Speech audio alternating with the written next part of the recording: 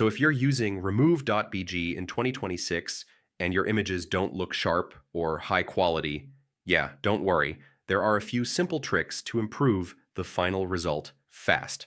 First, always upload a high-resolution image. The better your original photo, the better the final quality will be. Next, avoid screenshots or compressed social media images. These lose detail and make the output look blurry. Now always download in PNG format.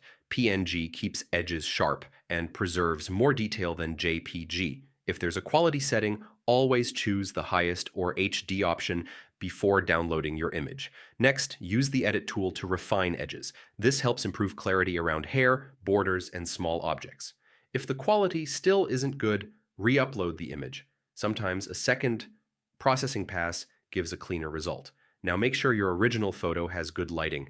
Bright, clear images always produce better quality cutouts. Finally, check the image at normal size. Sometimes it only looks low quality because you're zoomed in too much, and that's it.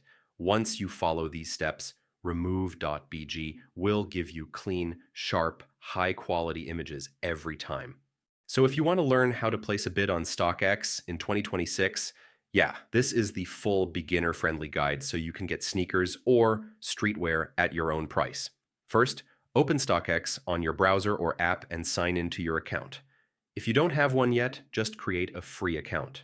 Next, use the search bar to find the product you want, like sneakers, streetwear, or collectibles.